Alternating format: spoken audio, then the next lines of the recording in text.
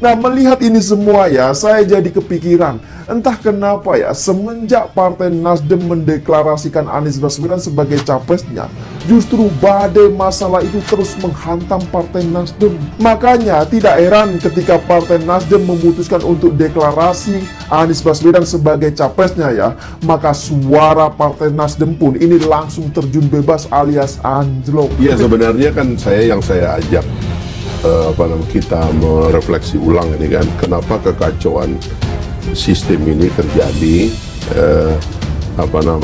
calon muncul tapi schedule-nya tidak ada, lalu menimbulkan biaya dan kerepotan kan di tingkat massa.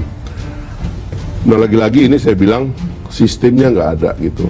Harusnya pencalonan itu ada dalam sistem gitu, yaitu menurut saya ini adalah efek dari kekacauan presidensial threshold. Makanya kan kalau tidak ada threshold, itu saya tadi bilang kan, harusnya ketua umum partai mewakili partainya atau mewakilkan kepada orang lain sebagai juru bicara partai untuk menjelaskan kalau partai saya berkuasa ini akan terjadi gitu. Maka akan muncul perbedaan antara partai A dan partai B, dan akan lebih tajam perbedaannya itu apabila diadu. Jika pada awal koalisi mereka sudah ribut sendiri, golek menangi dewi. Nah, sebenarnya sih sudah diprediksi sejak awal bahwa Nasdem, Demokrat dan PKS sulit untuk bisa saling menerima. Tapi bisa jadi ribut-ribut nama cawapres yang mau diajukan ini untuk menutupi sinyalemen negosiasi dengan Banda. Gibran sukses bikin Demokrat berantem sama Nasdem. Jika yang bertemu dengan wali kota Solo Gibran Rakabuming Raka adalah orang lain, mungkin tidak bakal jadi berita heboh. Namun yang bertemu dengan Gibran adalah Anies Baswedan, dunia politik pun heboh. Dugaan pertama, Anies ini memang lagi dicaper.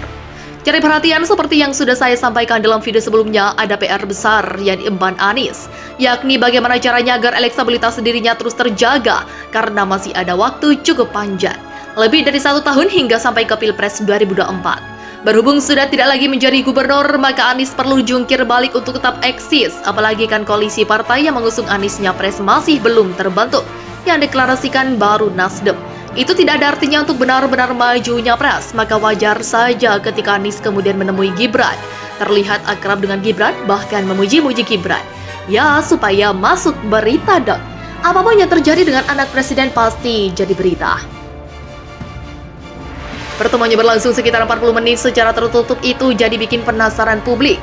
Apa sih tujuannya? Baik Anies maupun Gibran mengaku bahwa mereka berbagai penduduk galaman. Baik Anies maupun Gibran mengaku bahwa mereka berbagi pengalaman soal transportasi perkotaan. Tapi kok tertutup? Seakan memang disengaja agar menarik perhatian publik. Kalau memang demikian, sepertinya Anies nih yang punya ide. Berbagai analisa pun beredar. Ada yang menyebut Anies berusaha memecah belah PDIP. Anies disebut mencari keuntungan untuk memperbesar perolehan suaranya di Jawa Tengah. Anies disebut merayu Gibran untuk maju di Pilgub DKI Jakarta dan memposisikan dirinya seolah-olah sebagai seorang kingmaker. Ini diperkuat dengan perkataan Gibran yang memuji Anies, yang menyatakan bahwa Gibran berguru sama Anies sebagai gubernur DKI Jakarta yang sukses. Seakan membenarkan bahwa Gibran sedang berguru sama Anies buat maju di Pilgub DKI Jakarta. Ada pula analisa yang menyebut makna pertemuan itu adalah Anies sedang melempar sindiran kepada berbagai pihak yang tidak mau berkomunikasi dengannya. Ini terlihat dari pujian Anies kepada Gibran, menyebut Gibran punya sifat baik yang bisa jadi contoh, yakni menjangkau semua disapa dan diajak silaturahmi. Anies nyindir cebong gitu? Lalu apa pula? Lalu ada pula yang menduga ada negosiasi politik antara Anies dan Gibran. Anies meminta Gibran jadi mediator untuk mendapatkan dukungan dari Presiden Jokowi. Sedangkan Gibran mendapat keuntungan untuk memoloskan jalan bila ingin maju di Pilgub DKI Jakarta karena Anies disebut memiliki basis massa di Jakarta. Ada pula analisa yang menyebut bahwa pertemuan Anies dengan Gibran sekalian membantah bahwa Presiden Jokowi berseberangan dengan Anies. Selain untuk membantu agar Gibran bisa menang di Pilgub DKI Jakarta, jadi ada yang menilai Anies mau menarik keuntungan dari Gibran. Lalu ada pula yang menilai bahwa baik Anies maupun Gibran bakal diuntungkan oleh pertemuan itu dengan dihubungkan dengan Pilgub DKI Jakarta.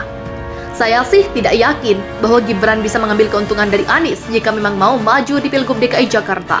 Lawang di Jakarta itu Anies minim prestasi. Justru sebagai pimpinan suatu wilayah, Gibran punya keunggulan melebihi Anies. Gibran dekat dengan warga, terkenal gercep membantu warganya. Gibran juga sosok yang kreatif dan berkomitmen tinggi memajukan daerahnya.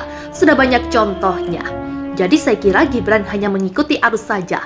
Ketika diajak ketemuan sama Anies, ya udah oke saja. Diajak bareng ke acara haul, ya hayu. Diajak ngomongin transportasi, ya oke lah. Karena Gibran ini orang baik, ya dia menguji Anies dong. Masa di depan publik dia menyebut Anies nggak bisa kerja? Walaupun Gibran pasti tahu soal kinerja Anies yang sebenarnya, ya kan? Gibran mungkin tidak menyangka bahwa pertemuannya dengan Anies bakal bikin partai-partai yang mau koalisi mengusung Anies jadi berantem.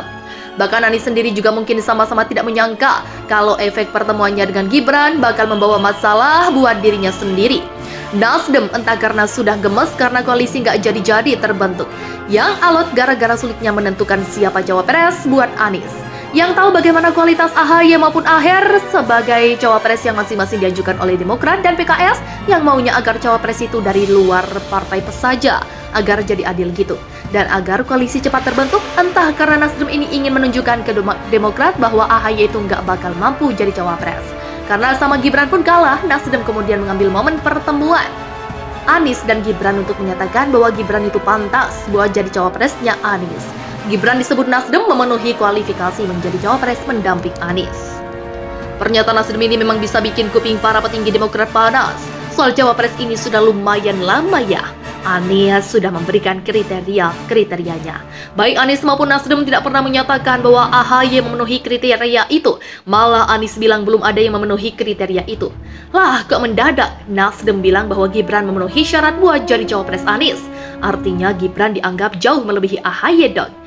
Wajar kalau kemudian salah satu petinggi Demokrat, Andi Arief, ngamuk. Andi Arief pun meminta Nasdem disiplin dalam koalisi. Minta Nasdem fokus saja pada apa yang sudah dibicarakan di koalisi. Jangan setiap bertemu figur di luar PKS dan Demokrat, Nasdem menawarkan sana-sini, begitu kata Andi Arief.